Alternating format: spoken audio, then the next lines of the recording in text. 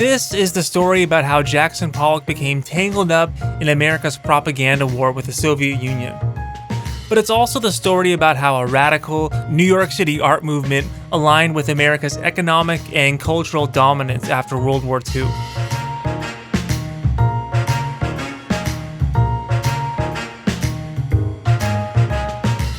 In the late 1940s, a left-wing avant-garde painter like Jackson Pollock would have seemed like a very unlikely candidate to receive support from the CIA.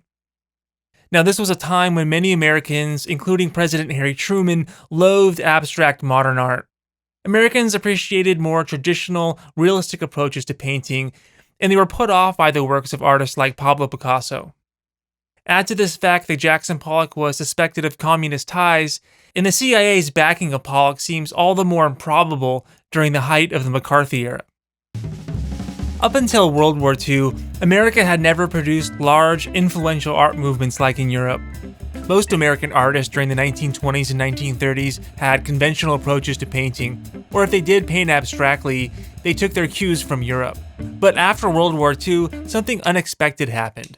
A brood of radical American painters helped make New York City the new center of the art world. Artists like Mark Rothko, Willem de Kooning, and Jackson Pollock captured the world's attention with large-scale works of pure color and form. This style of painting was radical and new, and most importantly, it was a wholly American art movement.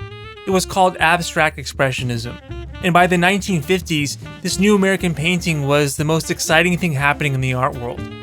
But to the CIA, this American art movement represented a potential weapon in the fight against communism. The wreckage of World War II left the United States and the Soviet Union as the world's two remaining superpowers, and the tensions that would eventually lead to the Cold War began immediately.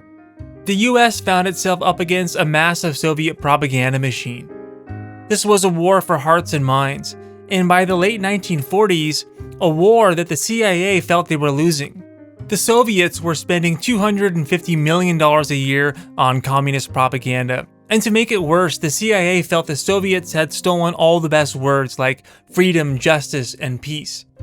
So the CIA decided to make a massive push to promote American arts and culture, and Jackson Pollock and Abstract Expressionists would find a special place in the CIA's portfolio. The CIA realized they could use Abstract Expressionism to highlight the differences between American and Soviet politics. And more specifically, they could highlight the appeal of American culture over Soviet culture. Because in this new war of ideas, the Abstract Expressionists evoked the most sacred American values, freedom and individualism. The CIA's plan makes perfect sense when one considers the state of Soviet art of the time. Beginning in the 1930s under Joseph Stalin, the USSR restricted Soviet artists to a single genre, Socialist Realism. This was an official style of art that idealized communist values and glorified the Soviet working class. The goal of the art was to promote solidarity and party loyalty. All Soviet art had to be realistic and could only portray Soviet life in a favorable light. This clearly wouldn't fly in America. No one was going to tell Jackson Pollock how or what to paint. He may have been sympathetic to communism, but Pollock's art could not have been more antithetical to Socialist Realism. The very concept of abstract expressionism is all about the subconscious creation of the individual artist. Like the surrealists who came before them, the abstract expressionists were interested in unlocking the deep mysteries of the mind. But unlike the surrealists, the abstract expressionists left any vestige of representation behind. These paintings look like little that came before them. They were pure abstraction, nothing from the real world, only the inner world, manifested in color, shape, and texture. And these paintings, they didn't look like each other either. The abstract expressionists seemed to be expressing themselves in unique, individualistic ways. Art was no longer about capturing an experience. It was, in the words of Mark Rothko, the experience itself. And Pollock's paintings were particularly radical. His free-flowing technique ignored the bounds of the canvas itself. Pollock chose to paint on the ground without stretcher bars, flinging cheap house paint straight off the edges. This technique earned him the derisive nickname Jack the Dripper. It was, in a way, the perfect vector for the CIA's message of American freedom of choice over Soviet state restrictions.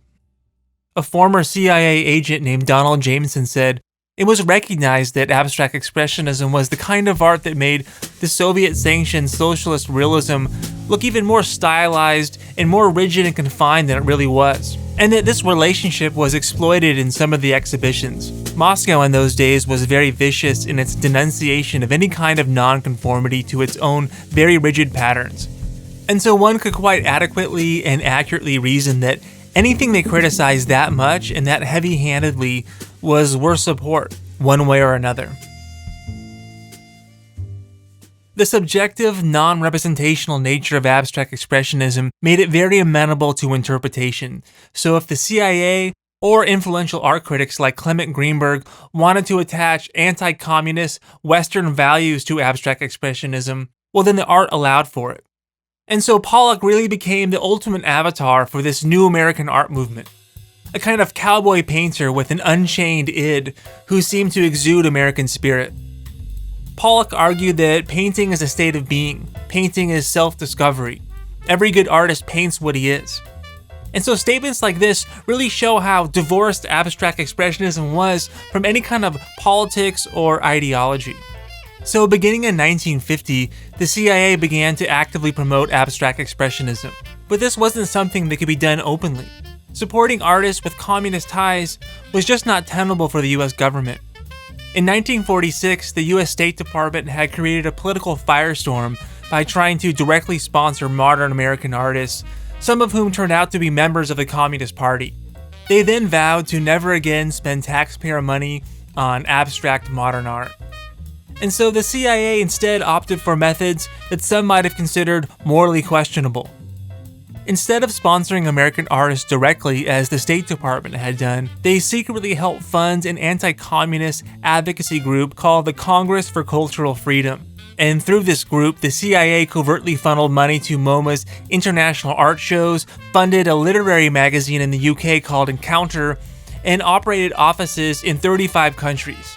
This entire operation was dubbed Long Leash, and its efforts were designed to target disaffected Soviets, intellectuals, artists, and anyone with communist sympathies. This operation also allowed the CIA to organize and promote art on America's home front. A man named Thomas Braden, MoMA's executive secretary in the 1940s, was hired by the CIA to direct these cultural activities. He created a nexus between the US propaganda machine and the elite New York art world. Braden years later described one of the ways in which money was channeled to the arts. He said, "We would go to somebody in New York who was a well-known rich person, and we would say, 'We want to set up a foundation.' We would tell him what we were actually trying to do and pledge to him secrecy. And he would say, 'Of course I'll do it.' And then you would publish a letterhead, and his name would be on it, and there would be a foundation. It was really a pretty simple device." Writer and cultural observer Louis Menand argued in his 2005 article for The New Yorker that there was a more specific message that was meant for the Soviets sympathetic to the West. And that message was that you can be a left-wing artist or intellectual, openly criticize your own government, and still flourish in America's free market and open society. Ironically, in the 1950s, the CIA was mostly made up of Ivy League graduates who were far more liberal than other government agencies like the FBI. Many of them actually collected art, were versed in contemporary art of the day, and had associations with the Museum of Modern Art, the preeminent modern art museum in the United States. So whereas FBI Director J. Edgar Hoover sought to persecute left-wing artists and intellectuals, the CIA chose to elevate them. The CIA reasoned that coercion would never win hearts and minds. And so the CIA ended up being quite successful anonymous patrons of leftist American artists, throwing several art shows of abstract expressionism in the 1950s through the Congress of Cultural Freedom. By the 1950s, Jackson Pollock had become one of the most famous living American artists, and a symbol of America's cultural dominance. And even though he divided critics and the public, it was pretty easy to associate Pollock's unbound approach with American freedoms. In a way, the CIA simply amplified a message that had already been developed by prominent American art critics, that American painters were free to invent and offend and that their success was the result of a superior political and economic system built on freedom and individualism. And unlike Soviet artists, American artists were not simply propaganda tools parroting party values. But there are a number of reasons for the success of abstract expressionism and American art at large beyond the patronage from the CIA. America emerged from World War II as a superpower while Europe was left in ruins. Money was pouring into the arts even without the help of the CIA. Leftist intellectuals such as art critics Harold Rosenberg and Clement Greenberg saw communism as a threat to the independence of the artist. Greenberg saw America as a bastion of artistic freedom and called Jackson Pollock the greatest painter of his generation. Nelson Rockefeller, a staunch anti-communist, donated huge sums to MoMA. He was happy to throw his weight behind original American art. For Rockefeller, this was a patriotic act. And so, even though the general climate in 1950s America was very anti-communist, the climate for avant-garde American painters was actually becoming much more favorable, despite whatever political affiliations they had. Joseph McCarthy was censured by the US Senate in 1954, bringing an end to the McCarthy era. President Harry Truman was replaced by Dwight Eisenhower, a Republican no less, who appeared to be much more amenable to modern art. Eisenhower said, "As long as our artists are free to create with sincerity and conviction, there will be a healthy controversy and progress in art. How different it is in tyranny, when artists are made the slaves and tools of the state. When artists become the chief propagandists of a cause, progress is arrested, and creation and genius are destroyed." Eisenhower, of course, was interested in winning the Cold War, not in protecting the creative process. His acknowledgement of modernism was part of a strategy to showcase America's cultural vitality, again appealing to disaffected Soviets and left-wing Europeans who may not have viewed America as having real culture. Of course, by the 1960s, Eisenhower would blame America's moral decline on modern art and the dance craze The Twist, while lamenting Michelangelo and Leonardo da Vinci's fall from grace. But despite Eisenhower's later pessimism, this whole enterprise really feels like a win for the US. Post-war American arts flourished and US culture took center stage. And abstract expressionism endures to this day as a major art movement. But there are obviously major contradictions with the CIA promoting Western values through secrecy and subterfuge. For the CIA to use the idea of American freedom simply as a tool to achieve a political end undermines the principles that America was supposedly founded on and was fighting for during the Cold War. But on the other hand, when the US government tried to promote modern art openly, it was met by the wrath of McCarthyism. Thomas Braden mused that back in the early 50s, when the Cold War was really hot, the idea that Congress would have approved many of our projects was about as likely as the John Birch Society approving Medicare. And so the CIA found itself fighting the Soviet Union by subverting a large swath of the American political class, as well as the American artists whose careers they were advancing. And Thomas Braden was anything but apologetic about its role in Cold War propaganda. He wrote an article titled, "I'm Glad the CIA is Immoral," arguing that the secret promotion of American art and culture in Europe won more acclaim for the US than Dwight D. Eisenhower could have bought with 100 speeches. Braden would later star as the liberal voice on CNN's Crossfire. But let's not forget, abstract expressionism truly was innovative in its own right. Post-war American art in general was incredibly diverse. Many European avant-garde artists and intellectuals had left Europe for America. Artists like Hans Hofmann and Marcel Duchamp settled in New York City and helped establish the city as the new center of the art world, where successive generations and movements would thrive, including conceptual art, pop art, and minimalism. Even within movements like abstract expressionism, the work of different artists looked nothing alike. It was a deft stroke of ingenuity by the CIA to characterize this diversity as the product of freedom. But this should not diminish the real innovations of the painters of the time, such as Hans Hofmann, Mark Rothko, Robert Motherwell, Lee Krasner, Barnett Newman, Clifford Still, Helen Frankenthaler, Willem de Kooning, just to name a few. This was an exceptionally inventive time in art history. A period of so-called pure painting and pure expression, in which there was a true belief in the power of painting to provide a metaphysical experience. Critics like Harold Rosenberg helped raise this approach to painting into heroic, mythological realms. Rosenberg described the abstract expressionist as an heir of the pioneer and the immigrant, a vanguard painter who took to the white expanse of the canvas as Melville's Ishmael took to the sea. Painters like Pollock were lionized and romanticized, and were immensely influential on later generations of art. So what does this all mean? Well, it means that the CIA's role in the success of American modern art is really difficult to quantify.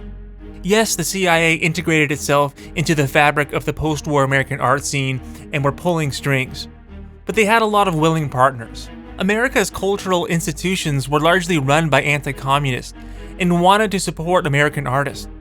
But more importantly, the US government was actually very open about its support of American culture. It was just the pesky modern artists with their radical aesthetics and communist ties that required a sneaky, less public strategy. The history of art has long seen the entanglement of money, politics, and power, and featured many strange bedfellows. From the Vatican hiring Caravaggio, a brawling, murdering tyrant to help fill church pews during the Counter-Reformation, to Jacques-Louis David's revolutionary propaganda, commissioned by the soon-to-be beheaded Louis XVI. But the CIA's great invention was to allow the public to believe abstract expressionism was a completely independent, organic phenomenon when it really wasn't. Did the abstract expressionists have creative freedom? Yeah, they did. Was their art propaganda? Well, from a certain point of view, it was. But either way you look at it, the CIA surely had a hand in nudging the trajectory of Western art in America's favor. And the abstract expressionists burned hotter with the help of American spycraft.